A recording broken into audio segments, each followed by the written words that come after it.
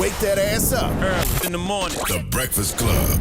Morning, everybody. It's DJ Envy, Angela Yee, Charlamagne the Guy. We are the Breakfast Club. We have a special guest on the line, and one of only two members that has ever smoked on the Breakfast Club, and he's smoking right now. Ladies and gentlemen, Snoop Dogg. Hey, good morning. Good morning. Snoop, what's the first? Do you pray first or smoke first when you get up in the morning? Okay. I pray. All right. I pray that I can see another day and uplift some more spirits and some more souls. And I pray that the rest of my family is still alive when I'm alive, when I get up. There you go. Absolutely. You've been having a very active coronavirus quarantine time. Well, you know, Angela, you know how I get in. I follow the rules. I try to stay within the protocol of everything. And then at the same time, the minute they allow us to, to bend or to flex a little bit, I try to get out, get mine in, but get right back to the quarantine and make sure that I'm, following the guidelines so I'm not getting it, catching it, or spreading. There you go. We see the very entertaining verses. Without having to leave the house, too. Well, everybody want to leave the house, but it's like you got to have the specific reason to leave the house. Like, I don't leave for nothing. Like, a few times I went out because I wanted to go low riding with the homies, right? Because I needed a breath of fresh air. And I felt like that was necessary because it was a gathering of a lot of spirits that felt like we was all trapped and we needed to see each other to know and understand that we got to go back, but when we get it right, we're going to be all the way right. But sometimes you need to talk to people instead of holding all that in, and that's our problem. We got a problem with holding it in and exploding on the wrong person as opposed to just being expressive. You're not missing nothing, though, are you, Snoop? I mean, shit, you done did it all. Yeah. Home probably the best place for you at this point. You know what? On some real talk, I be feeling like that because it's like, what else is there to do when it comes to, what I've done? And it's like, if it's not beneficial to my health or my wealth or my well-being, I really don't try to get involved. Word. We seen a very interesting versus battle the other night, very entertaining. Mm-hmm. Thank you, my brother. Thank you. I appreciate that. Now, wasn't the battle supposed to be you and Busta at first? That's what I seen on all the when the first conversation was you and Busta. What happened with that? And was that ever supposed to happen? Yeah, that was definitely supposed to happen, but we had some things that was preventing it from happening. We had things going on this side, things going on this side. It was like hard to happen, and it just was a lot going on. But for the most part, I really, me and Busta Rhymes, we really wanted that, like bad, like because we love each other. We got great history together. We got stories of us being on the road together. So it was going to be a real positive celebration to show our music and our skills. But when that didn't happen, DMX was on his way to California already to work with Swiss Beats. So the idea came with, shoot, since X is coming his way, dog for dog. Right. And I was like, you know what, man, that sounds like a real showdown because I always had a love and a respect for X. And I remember when he was running the rap game for 2 years straight and how I had to take the back seat to him. So I felt like this would be a very interesting battle because I had the rap game in the palm of my hands at one time, and he did as well. And it would make for a great, celebratory situation because we both we goons and gangsters, but we respect each other. Right. Do you remember the first time you met X? Yeah, man. It was at Javarga Square, man, at a concert I did way back in the days. And he reminded me. He reminded me because he told the story of how he created the song Get At Me, Dog. Yeah, I heard you say it, yeah. Exactly, and that kind of threw me off. It blew my mind because it's like you don't realize how much you influence the hip-hop world until somebody keeps it real and says that. It's been a lot of influences in my life. I came out giving it up for Slick Rick. On my first album, I told everybody, look, I'm finna do a remake of somebody's song in hip-hop, and this is considered biting at the time. That was considered biting if you did anybody's lyrics. But I chose to go out on a limb and say, I love him so much, I'm doing this record that him and Dougie Fresh did, and I'm going to do it on my album. Why do you think people be so afraid just to give it up for other brothers, man? Like, we all know we got inspirations and influences and shit. Brothers like you are icons at this point. How can you not recognize that? Well, a lot of us are taught to have that competitive nature about ourselves to where it's not cool to tell somebody that they better than you or they're greater than you. I don't have no problem with being the least amount in the room. Because if I'm the least amount in the room, that means there's some great people in here that's going to force me to step up my game. Mm-hmm. Like, since I came in the rap game, when we started Death Row Records, I wanted RBX and Corrupt and all these great MCs around me to challenge my penmanship. I wanted Tupac on Death Row to challenge my penmanship. I never had a problem welcoming, scenarios where other rappers were better than me or had more skills than me or whatever they had more than me. It didn't bother me. That's why you see me on so many songs with so many different artists, because it's never competition. It's complimentary. Now, when you're doing your verses and you look at all the lyrics, right? Because we vibing, we watching you on TV, we singing the songs, but it's a different feeling now. When I got the kids running around, I'm like, yo, get out the room, because it almost felt like, damn, I didn't know Snoop said that back then. I didn't know DMX said that back then, but it was so natural. But now, Just singing up, along. it just seems a little, it's like, wow, I can't believe Snoop said that. I can't believe DMX did a song about that. But you know what? That's the era that we come from. We were so blunt. We were so truthful. We were so honest. And all we knew was what we knew. And we stood on that. And that's what carried us to where we at now, to where we was always solidified with what we said and how we said it and why we said it. And we never backtracked on it. And I think the fans really enjoyed that. We found DMX 98, we found Snoop Doggy Dogg 92. And when you find those zones and those areas of being exactly in that time period, you give that off. And that's what people felt when they was watching this battle. They felt like, we ain't even counting no more. This feels so good. I'm just rocking out to every song that come on. No, that's real. Cultural context matters. That's why I said all the woke motherfuckers, y'all stay over there while Snoop and DMX doing their shit, all right? Because when you let bitches ain't shit fly, I said, God damn, Snoop the realest nigga alive. And I saw all the woke people, especially the woke sisters, was vibing to it too. They couldn't fake it because it's something about, if it feels good to you, it must be good for you. It ain't what we said. You understand, that matters. It's how we said it. And we said it in a manner to where it felt good, and you was dancing to it, grooving to it, and it wasn't aimed at you, or you. It was just an expression that we had, and you caught it because you felt like that sometimes. Like DMX said, man, I play this record every time my baby mama, my fiance, every time she get on my nerves, I play this record right here. I'm like, man, because he knew all of the lyrics, and it threw me off. Like, when you're a rapper, you don't expect another rapper to know all your lyrics from 27 years ago. Right. You get what I'm saying? Yeah. Yeah, you look genuinely shocked. I didn't know what that was for. I didn't know if that was because it was DMX. Cause I don't know if it was an East Coast thing. Like, damn. Because the East Coast people didn't like to give it up for the West Coast artists like that back then. But now I guess it's cool. I think that's probably what it was, because I know when we dropped the Chronic album, we basically shook up the whole industry. And my mission was to impress the East Coast. I don't know what Dr. Dre's mission was, because he had already been in the music industry and he had a certain kind of feel towards New York, but he wasn't a bi-coastal type of producer, so he didn't have that in him. Me, I was a student of the game. All of the great MCs, producers in the world came from the East Coast, came from New York, the Mecca. So I wanted to make a stamp to where they would respect me, appreciate me, and love me, because every time I came to the Big Apple, if I seen an EPMD, a KRS-One, a LL Cool J, Kid Capri, whoever the fuck I seen, I made it a must to break through security and go tell them niggas, I love y'all, I fuck with y'all, I'm a fan. Even if I was bigger than them at the time, didn't give a fuck. I went and told them how much they meant to me. And that's why I felt like my relationships with some of these rappers on the East has always been solidified by me being genuine and saying, I love you, cuz. I love what you do. You're not a threat to me. I fuck with you. It's funny because at that time, I never looked at it like that. When I was in college, I had a huge Doggy Style poster on my wall from the cover of Vibe magazine. And I remember people used to come in my room because I'm from New York. I went to school in Connecticut. And they'd be like, why you got this West Coast? Are you from the West Coast now? And I never thought, like, I just like the Dog Pound. I like Dr. Dre. I like Snoop Dogg. I never looked at it like, oh, I'm from the East Coast. I'm not supposed to like this. I just liked good music. I used to love the Lady of Rage and all of that. I think it's a mentality that was pushed. New York ran hip hop for the longest time, and when they seen the grip slipping, you had to put some sort of, man, that ain't cool. They ain't hitting like us. But that just comes with the territory. It's like hip hop has always been aggressive. It ain't never been soft. So it's territorial. You know, whether it was the Bronx, whether it was Queens, whatever it was a territorial dispute for this thing called hip hop, that this is mine. So when it slid to the West and you had NWA and all them getting a piece of it, it was like, it didn't really hurt them too bad because they still had Public Enemy. But when Ice Cube went solo and came and got that East Coast sound, that like bridged the gap to where it's like, we need y'all like y'all need us. So let's stop with the nonsense, all that bi-coastal, let's work together. Then when Death Row came, it was like, damn, we ain't never heard it like that.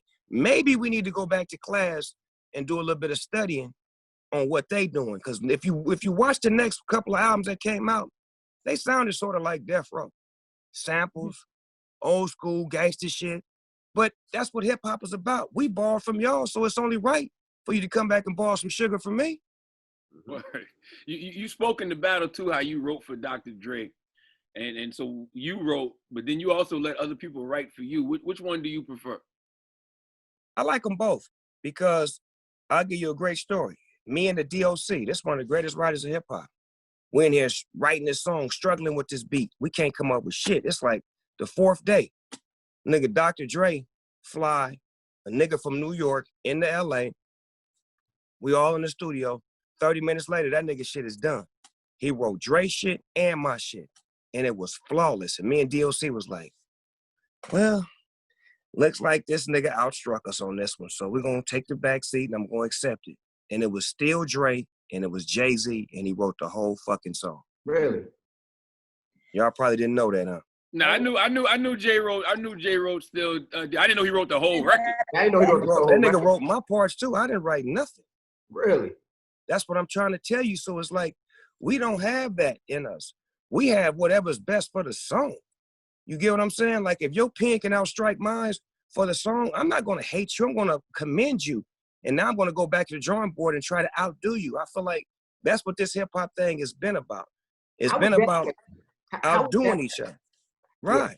How was that session? Like, because that is such a West Coast beat. That's such a West Coast feel. Like when you think of West Coast music as a DJ, that's the first record, one of the first records you go to besides G Thing. So how was that session, him writing on feeling like that West Coast?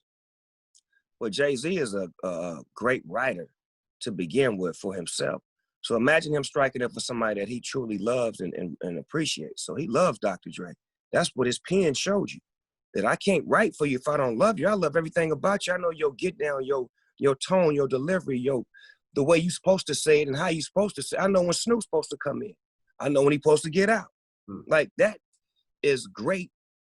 Author, that's an author to me. Like he wrote a book with that song right there. That's one of Dr. Dre's best records. Yeah, people was wondering why you didn't play it. Because it's not my record and Jay-Z wrote it. I wouldn't have got a point if a New York nigga would have slid on that chat and been like, nah, Jay-Z wrote that. Hey, Rob Markman did that. Somebody had said, why Snoop ain't play Still DRE? And Rob Markman from Genius was like, man, that's Hov record. Goddamn right. Because if I was to go up against Hov, I think he would play that on me like, nigga, bang, nigga, please. And I'd be like, oh, no, you cheating, girl. You can't do that. I remember there was a rumor back in the day that Hov was a sneaky crip. You know what? He got sly lines, you know what I'm saying? He be getting his little walk on with his literature, you know what I'm saying? We read between the lines, like we got lingo that he really identifies with us on some real slick crip shit, you know what I'm talking about? Yeah. I gotta ask you this, even though the versus battle is a celebration, right? And you and DMX are cool. When you were doing the battle, are there certain rounds you felt like you didn't win? Yeah. Which felt like it was a couple of rounds because I just felt like, well, when I dropped Deep Cover, I thought I was strong right off the gate. Mm-hmm. And then a nigga hit me with a poem going into his shit about a drive-by. And the nigga said something about something. All you do is talk about a drive-by. And all you do is just drive by.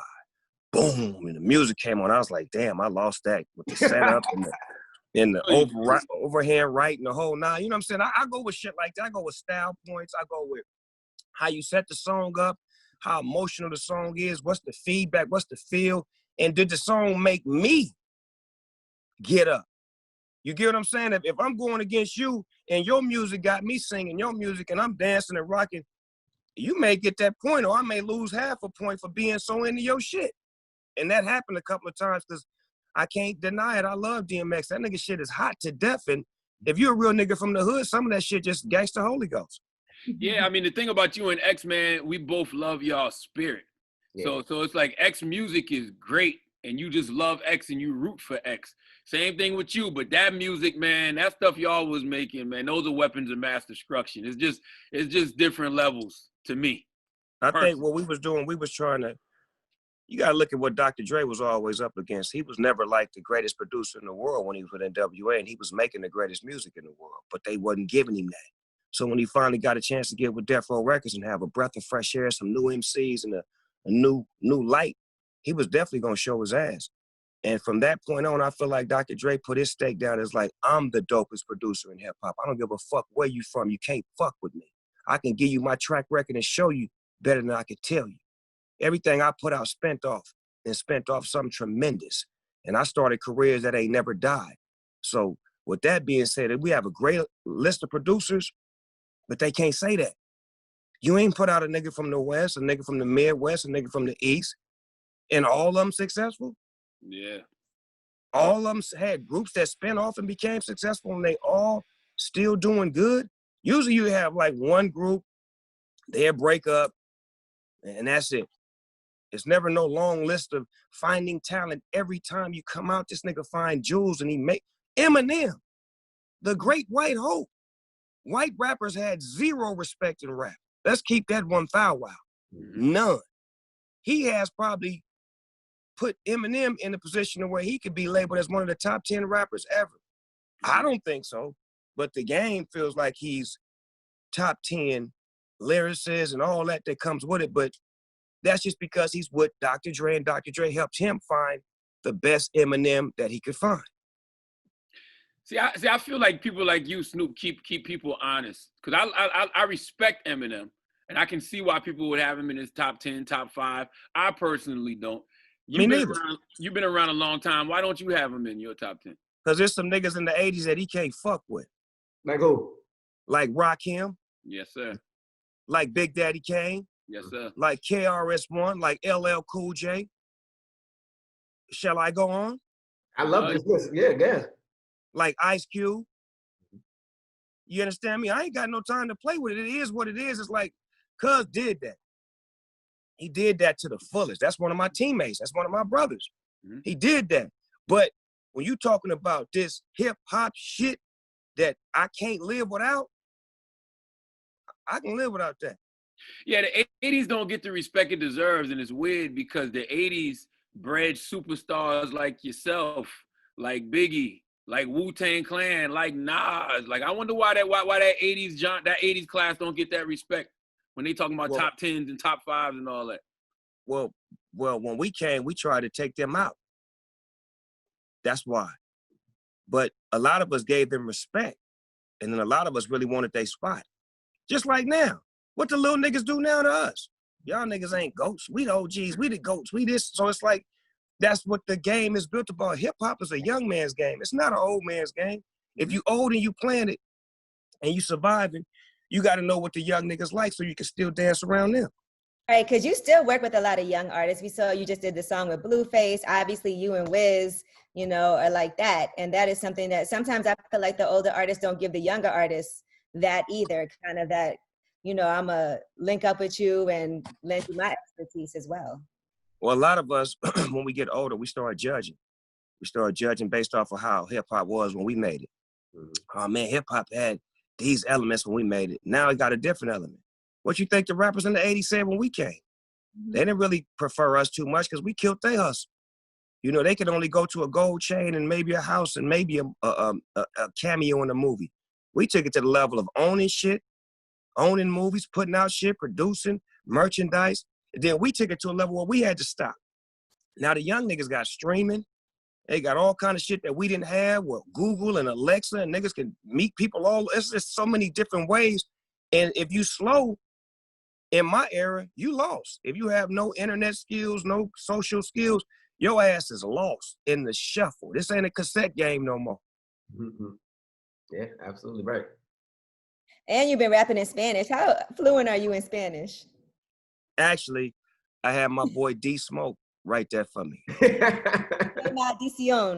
Yeah, let me stop lying early. Like D Smoke wrote that because I know Spanish. I can understand it and speak it poquito, but I needed a motherfucking nigga that can come in here and slang that motherfucker around and make me sound like Ricky Ricardo on this motherfucker. He had me right. He had me spitting all that shit. I swear to you. And when I finished with it, I was like, damn, I was so confident. And I played it back for the group and they loved it. And a bunch of women came to listen. And I swear to God, none of them had a problem with it. They all loved it, whether they spoke Spanish or not. And I was like, this is a hit record right here. And this is just adding to my repertoire of things that I've done that are different than a regular rapper. I got a gospel album. I got a reggae album. Now I got a song with one of the biggest groups in the Mexican culture. So it's like I got a song in Brazil, a song in Korea. Like I'm about trying to make music that touches people that want to be touched by the sound of Snoop Dogg. Is that intentional, man? Because like you can go from bitches ain't shit to gospel music. Like, how do you think you've been able to change the content of your music constantly over the years and still keep respect and support of everybody, fans, artists? Like, I think I let the music use me. I found the craft of being able to be used by the music. I don't make music just because. I make it when it's a void, when it's a non-void, when there's not a sound like Snoop Dogg or a message that I can drop or something that I can put out that feels like me. That's when I drop. I don't want to be congested in the game, sounding like everybody, looking like everybody. When I drop, it's for a purpose and it's for a reason. So when I got to the gospel record, my grandmother had passed away and she had never been able to listen to my music. And all her friends would, you know, let her know that your grandson is a big superstar. He makes great music. And she'd never heard my music. So I was like, what could I do to pay her tribute for the love that she had for me and what she taught me? So the gospel album came off of that. And I just started reaching out to all of the great gospel singers, telling them what the story was about. And we pulled it off. And we was #1 for like 10 weeks with that gospel album. And it was a great celebration of me giving back to my grandmother. And I know she's smiling down on me because I gave her something. I see you got into the wine business. I had to, man. You understand me stepping on grapes and shit. You know what I'm talking about? Talk about that. Are you a big wine drinker? What got you into wine?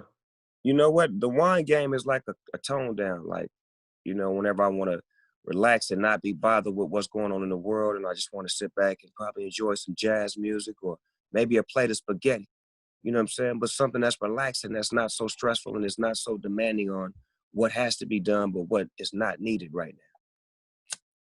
Gotcha. man, Snoop, I laughed so damn hard when you posted that meme about Queen Jada Pinkett Smith bringing herself to the Red Table Talk when it said when Jada cheated on Will, it's like she cheated on all of us. Did you even hesitate to post that? Like, let me not be petty. Fuck that. Fuck that. Petty Riley to the table. Quit playing, Charlamagne. You know every moment we get to be motherfucking petty. Nigga, if you don't knock it off, as much shit you be doing on the petty shit, nigga, I'm firing off every chance I get. You dragged me to the table and made me spill my heart out and pour my soul out. You now I need to get my get back. They brought you to the principal's office, man. Red Table Talk. Man, they had me triple teamed in there with the little sis, grandma, and her. I was like, man, this ain't gonna end well. I better fix my time. I'm not gonna leave here. I love seeing people I love seeing you in a position like that too, because that's not normally the type of position or interview we see Snoop Dogg in. But it takes a real man to go to that table, to know that you could be asked anything, to know that, you know, you're willing to be honest and you're willing to, you know, express yourself in a manner that people have never really seen because they so, you know, think of me as gangster and, you know, he gonna do it his way and he ain't changing his word and whatever he say is what it is. But I'm a real person. So if I'm wrong, right, and if I feel I express myself in the wrong manner, I definitely want to clean it up and get an apology and let the person know that it was no ill will intent. You know what I'm saying? It just was an expression because I was reacting off of your reaction. So it was more of a overreaction. Now, Snoop, last time you were up here, I think it was last August, or maybe even before that, you talked about the Kardashians, and you said the Kardashians, Travis Scott better get out, and Kanye West better get out. What did you know that the world didn't know at that time? That movie Get Out has some similarities to that house. Mm-hmm. And I don't like knock nobody or whatever, how they get down, but I'm just looking at the statistics of the men that come in and how they leave.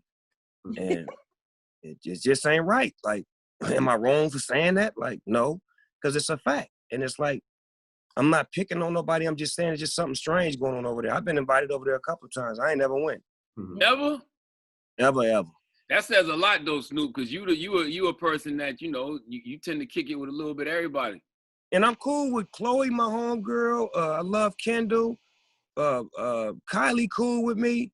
I don't know the Courtney and Kim have like a you know, because I keep it real, so they kind of like this with me. You know what I'm saying? So, right. But And the moms is cool as hell with me. So I ain't got no issues with nobody in that house. I'm just giving you my perspective of it. Sure looks strange when a nigga leave that motherfucker. He don't come out the same way. It's like, you know, Superman when he go into that motherfucking in that phone booth. He go in as Clark Kent, but he come out as Superman.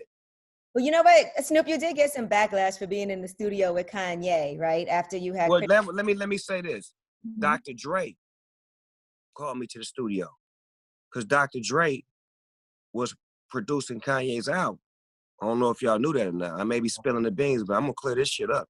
Mm-hmm. Dr. Dre called me to come get on the project that he was doing with Kanye. So I said, I'll do anything for you, Dr. Dre. When I get there, cuz is there.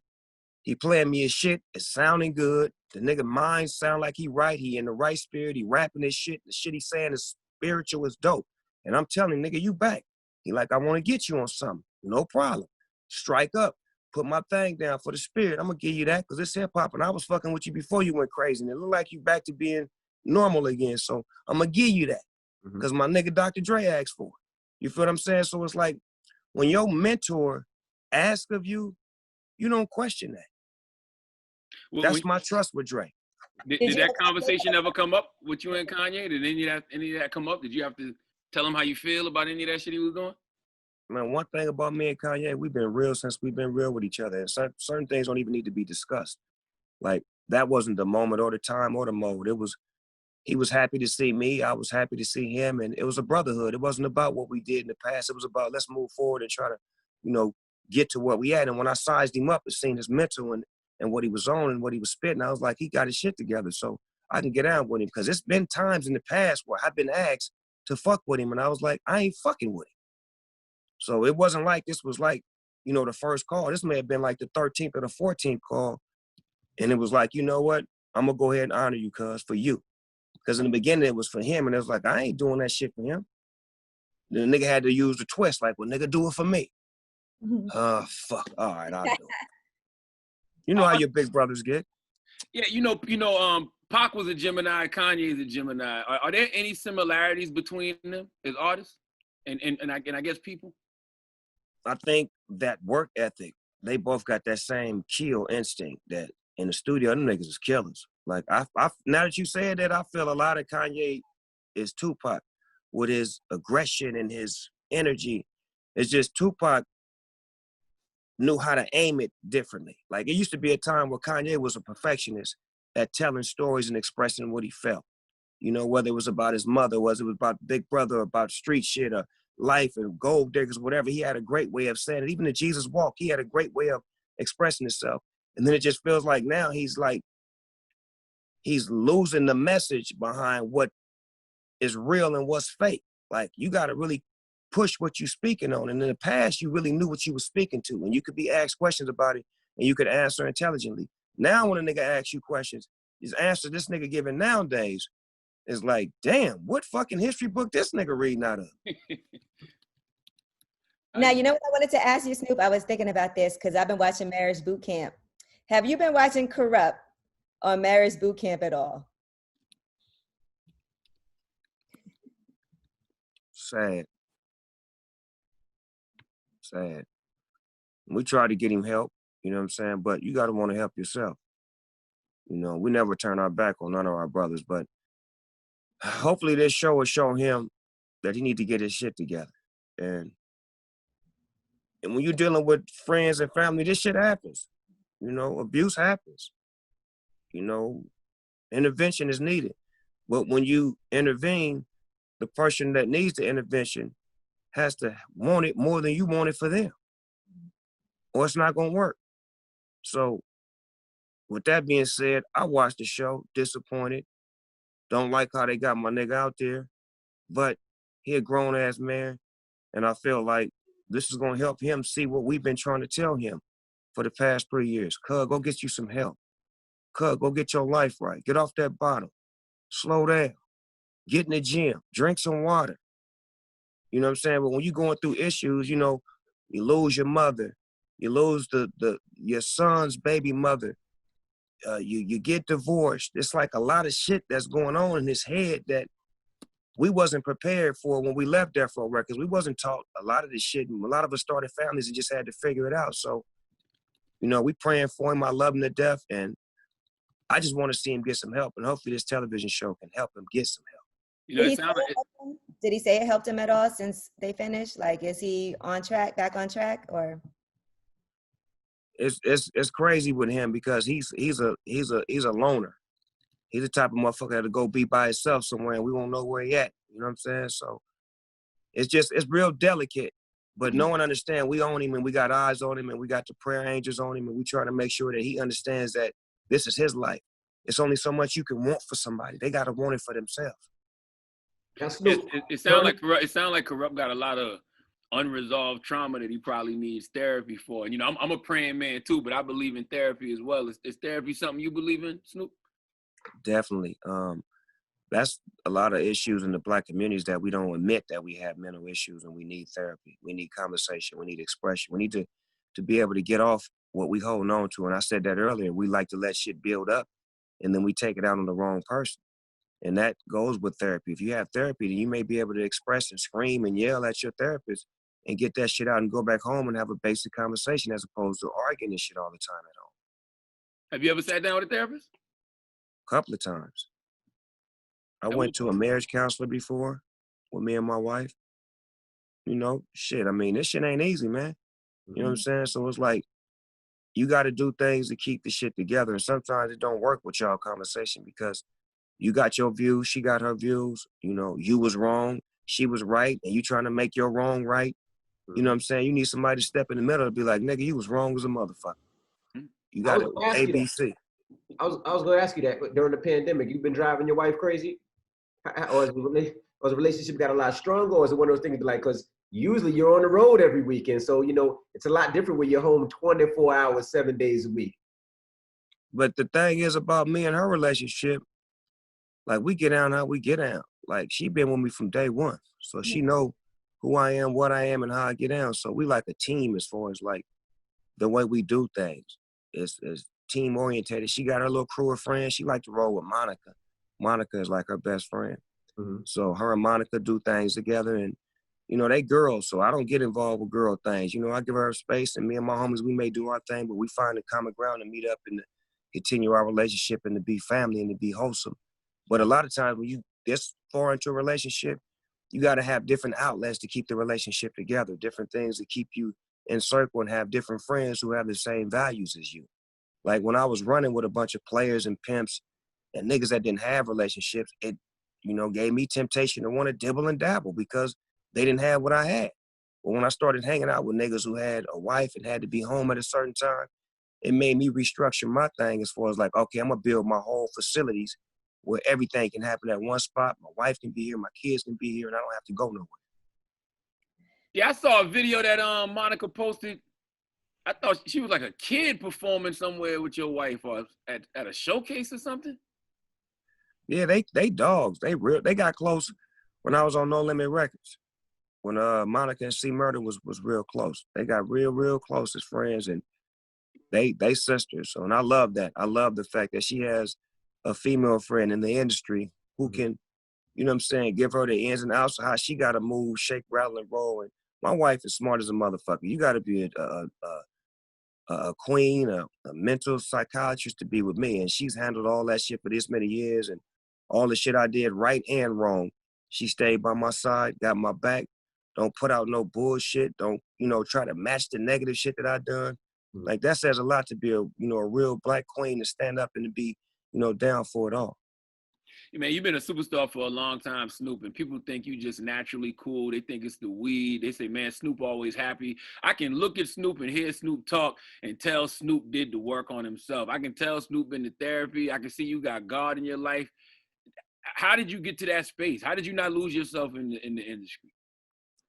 I had it all taken away from me. You know, I was the dopest nigga in the world. My record came out Doggy Style. I'm in the Guinness Book of World Records. For the first debut artist to debut #1, all kind of little bullshit to come with it. You know what I'm saying? So I had all of that riding high, and then that shit was just taken away. You know what I'm saying? Just stripped, like nothing. I'm fighting for my life, a murder case. Then when I beat the murder case, my friend gets killed. The label falls apart. The label comes after me. I'm getting death threats. Niggas want my life. I have no money, no label, no friends. Some of the homies turned on me because they was paid off. So it was stripped. So I had to find myself then. Am I going to go stupid gangster and kill up all of these niggas? Or am I going to find me and get in tune with God and find my spirit and my real reason to be here? Why did I have a murder case and why did I beat the murder case? Why has God still got me here and others ain't here? Mm-hmm. I got to use my moment to do God's work, no matter what it is. And if you look at the Bible and look at anything about God's word, real preachers stay in the streets. They don't be in the church. They be in the streets with the people, mixing it up, trying to get them people to get right. And I feel like my ministry has been turning gangsters into rappers. When I started rapping, didn't nobody want to rap. Everybody was gangbanging. Mm-hmm. But when I started rapping, gangbangers started rapping. And if you notice now, it's a lot of gangbangers that rap now. Yeah, and you'd rather them be rapping than gangbang.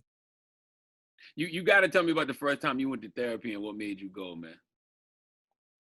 The first time I went to therapy was I was having anger issues and I just wanted some help. I wanted to talk to somebody that wasn't my friend and wasn't a family member and that wasn't, and I'm gonna be honest with you, I didn't want to talk to nobody black.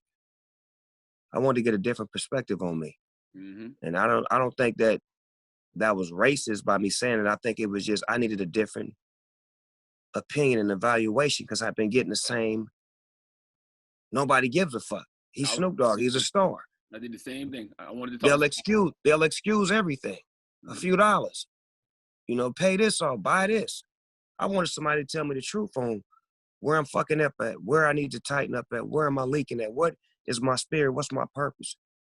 And to tune in with somebody who didn't know me and for me to just open myself up and say all the wrong and the shit that I did, it helped me find a way to just be honest. Instead of like hiding shit and faking it, fuck it, I'm just gonna be real. That's real. Did you and Gayle King ever talk? Never. And I reached out numerous times, put the invitation out, and I still got it open. So I don't want to put no pressure on her or stress her to do it, but whenever she's ready, I'm ready. It wasn't personal, it just was a reaction to my friend. Kobe Bryant was my friend, man. And Mm-hmm. at that time, I wasn't trying to hear nobody say nothing bad about him, and that's just that. Now, Snoop, were you giving away a 64 Impala? I seen somewhere you giving away a car. You better know it. You better know it. I'm giving it away. It's coming up real soon. And what's going to happen is, check this out, I'm going to start giving away cars like every 2 months because I got about 30 of them. And I feel like the fans have held me down for so long and they've always been supportive of me. And instead of me always taking from them, how about I give them something and give them an opportunity to win one of my cars and have that motherfucking, you know what I'm saying, be like, man, I got Snoop Dogg card, cuz, on some real shit. Imagine if Elvis and, you know, all the greats before me would have put their cars on display and niggas would be riding around in them right now. Yeah. That's dope. How's the cannabis business? Business is soaring very high. I feel like right now it's booming, especially. Are you ready to join me, Angela Yee? Are you ready to smoke with me? I'm nervous, but yes. Don't quit being scared. I told you it ain't gonna be bad. Just go slow. I'm gonna make you do one, blow it out. One, blow it out, then we're gonna chill for like 10 minutes and see what that do, and then we go to 2 hits. Hold on, I smoked with Wiz twice. I couldn't feel my legs. He different. Wiz is a violator. He's gonna violate all smoking rules when it comes to a new booty. A new beginner, he gonna break you in like you've been smoking for years. I'm gonna walk you. I'm gonna put training wheels on the bike, at least let you learn how to ride with 3 wheels instead of starting you off with 2. Now, Snoop, are you passing around during this COVID? Nigga, what? Just making sure. You see what I'm doing right now? Yes. Yep. It's the routine. The only nigga I pass it to is this nigga right here. Hey, how you doing? Good. See you here, my nigga. There you go. Hey, that ain't my nigga. What happened to your store, Snoop? Wasn't you opening up a storefront called Snoop Dogg? Yes, it's coming. It's right across the street from the stadium with a Rams, that new stadium they built for the Rams. Mm-hmm.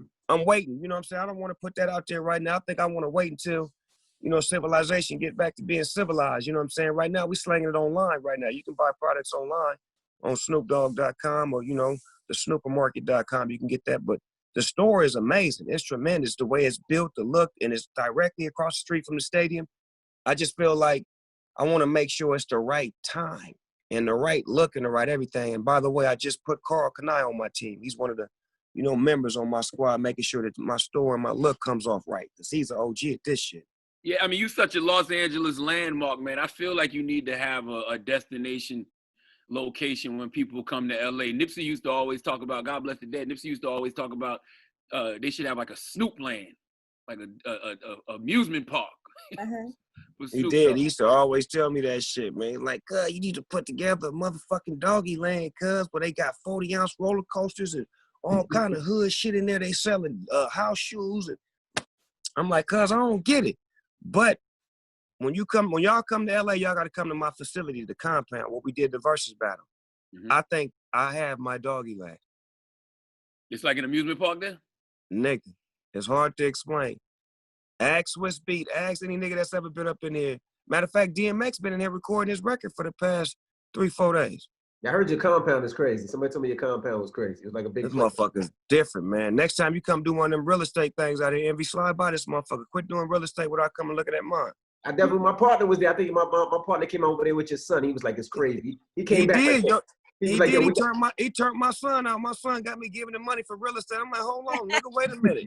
You buying real estate in another state? Hold on, nigga. What about this state? You know what's so interesting, Snoop, man? You've been close to so many icons that have met early demises. Do you ever get numb to it, or is it always like, what the fuck every time you hear it? You can't get numb to it. It's, man, life is beautiful, but it has an end.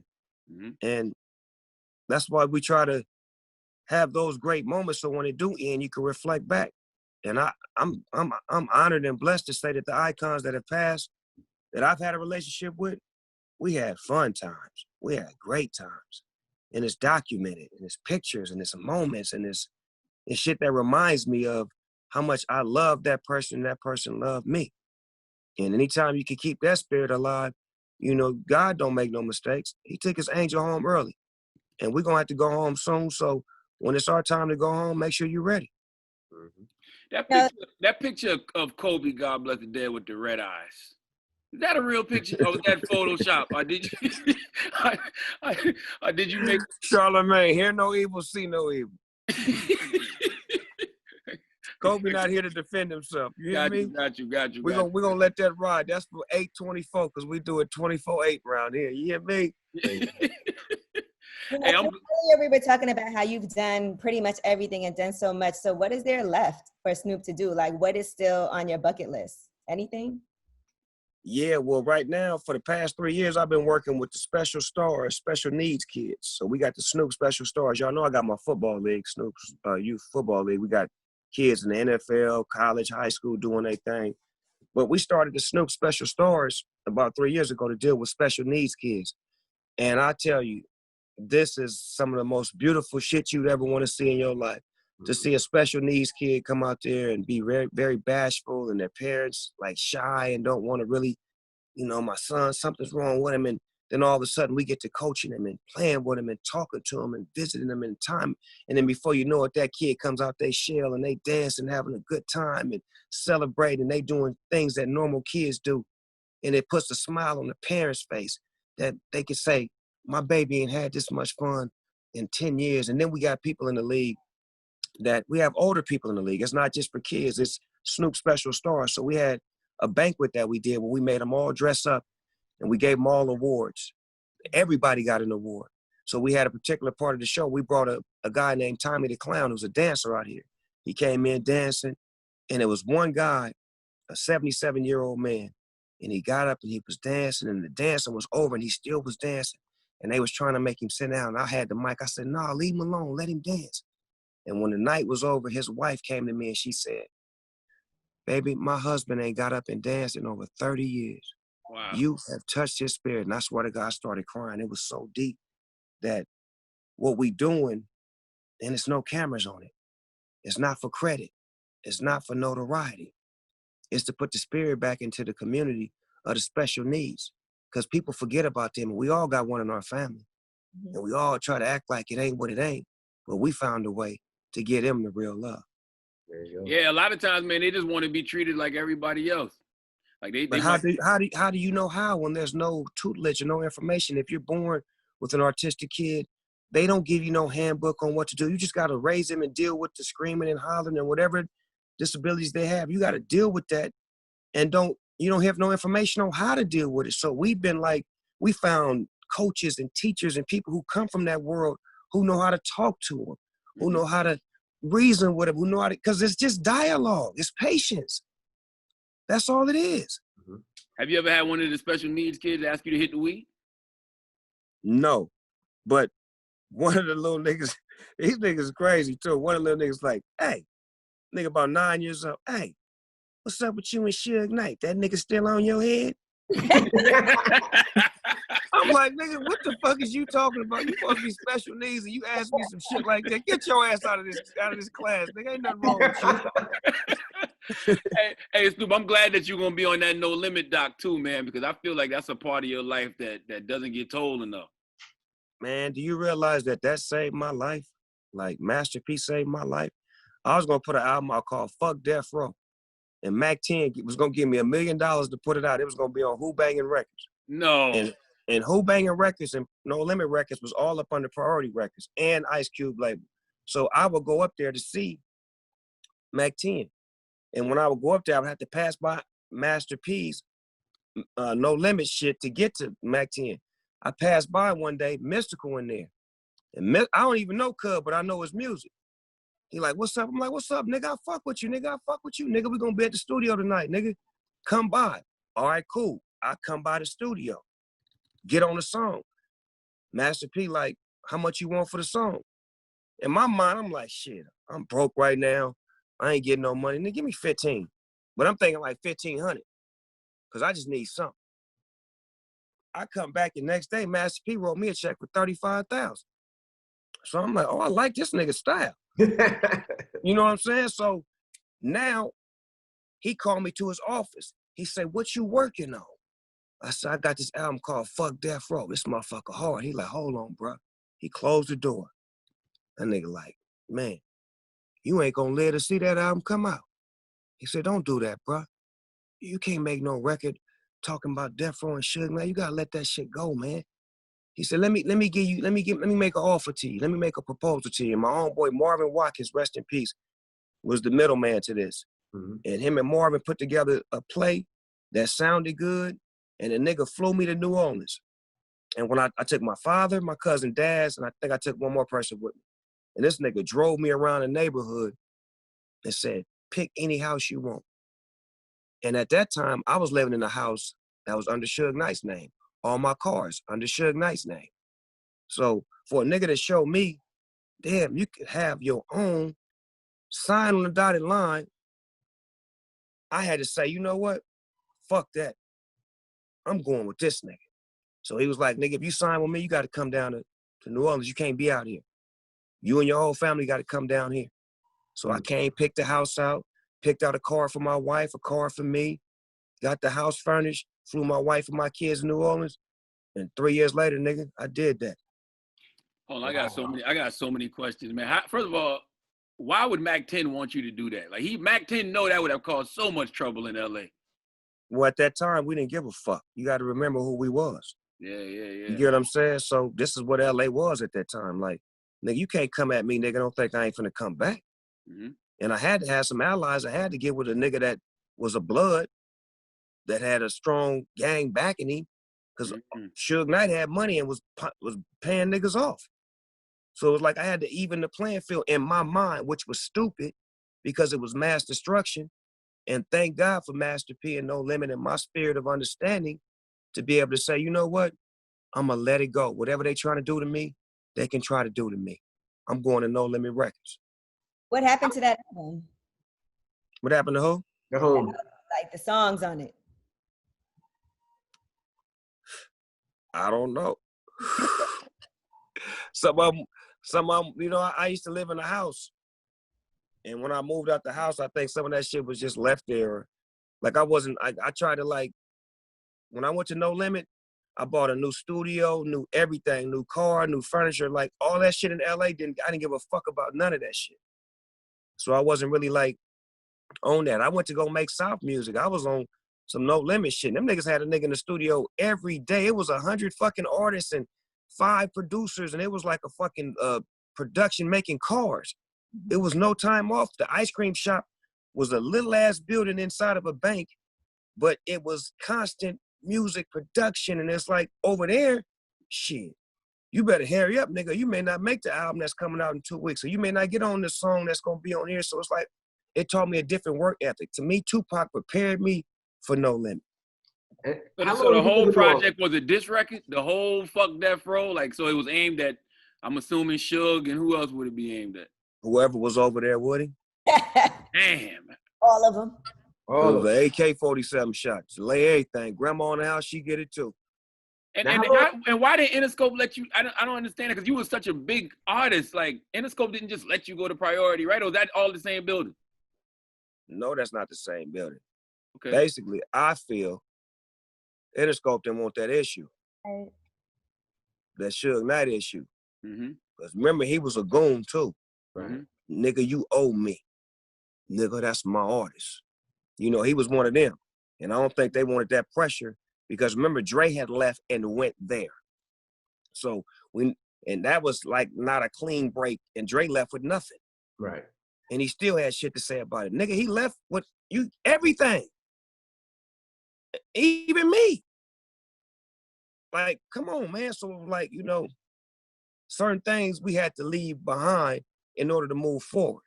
If you carry all that baggage, you're gonna carry that baggage to your next relationship. And I was trying to have a new clear head. I got some new friends. These niggas looked at me like LeBron James coming to the Miami Heat. That's what No Limit looked at me as, like I was an all-star player. But in my mind, they was winning at the time. So I was just only adding to what they was already doing, but giving them a bigger presence. But that pen over there, them niggas was striking. Nigga, Mystical and C Murder and stuff, them niggas was writing. X It wasn't no punk so shit. hard. It wasn't no punk shit going on over there, nigga. It was like they was really challenging the nigga over there. Mia X was so fucking hard. Yes, Her and Rage was the hardest females I ever rapped with. Now, what made you comfortable to leave New Orleans and say, now I can go back to LA? What made you want to go back to LA and leave New Orleans? When everything was so perfect for you in New Orleans, you had everything, you had your crew. What made you go back to LA? My first album, everything was beautiful. I shot a movie. The record did double platinum. We was on tours. We was eating. Everything was beautiful. Second album, No Limit Top Dog. I started double dutching back to LA, calling on my LA producers more, and then going sneaking back, getting a song from this nigga and a song from this nigga, just testing my feet out. The third record, The Last Meal, that's why I call it The Last Meal, because it's the last time motherfuckers was gonna eat off of me. So my mission was to go back to LA on the last album, and by the grace of God, Dr. Dre was working on The Chronic 2001. Wow. Dr. Dre had just found a white boy named Eminem. I was on my last album. Dre liked it, the shit I had on my album, and he normally don't like my shit when it ain't his shit. Mm-hmm. And that nigga mixed the whole album, No Limit. I mean, he mixed the whole album, The Last Meal. And me and him got our groove back, and I was like, man, No Limit got my spirit back, but that's the nigga I need to be in the car with. And Master P, at the third album, he was like, you can do what the fuck you want to do. You can go start your own label, do your... And I was like, nigga, you the realest nigga I ever met, cuz. Because anybody else would have been like, nigga, you know I'm finna get 10% override and everything you do from here on out, because I put you back in the game. That nigga didn't want nothing from me. Let me get back with Dre. We did the motherfucking Chronic 2001. Eminem album came out. The Eastsiders album came out. We went on the Up and Smoke tour. Everything was back in pocket. It was like, come on, man. You know what that shit felt like when that thing came out. Oh, yeah. Then we was back reloaded. How did you go, like you said you was broke. How'd you go broke after Doggy Style? How about all the money was being given to me? It wasn't like a nigga was going to his mailbox getting checks. It was like shit was being dispersed. I was a young artist. Mm-hmm. So at that time, labels would give you money. You know, independent labels like Death Row, you know, $50,000 a month. $50,000 a month. Nigga, $50,000 a month was big to me. Mm-hmm. Not knowing that these niggas getting $300,000-$400,000 a month off of me, but then I'm fighting a murder case, so they got to take those finances to fight the case and discoveries and evidence and this and that and that and that and this and shit that I don't know about. You get what I'm saying? Mm-hmm. So all of that from you. Yeah, and I can't dispute it. Like, you niggas fighting for my life. What I look like telling my lawyer, hey, man, they stealing money from me. Nigga, they trying to get my life back. Whatever the fuck they taking from me, they can have. If I get my freedom back, if I strike the way I strike, we get it back. Right. Wow. Listen. Well, Uncle Snoop, we appreciate you for joining us this morning. And so many gems, man. You can sit there and talk to Snoop forever. Word, man. Y'all know I'm a big fan of the Breakfast Club. I asked to be on this motherfucking show. Y'all wasn't looking for me. I was looking for y'all. So next time we get a person, we'll smoke together. I'll take 2 puffs. 1. You got to get to 2. You right, 1. Now, I just want to always salute you, Snoop, man, because you are an icon in this game, man. And you know, Absolutely. I don't like celebrating people after they're gone. I want to celebrate them while you're here because, you know, just for you to still be walking amongst us, a living legend for real, nigga. It's like looking at Bigfoot, a Loch Ness monster. It's like, damn, that's Snoop Dogg. That's right.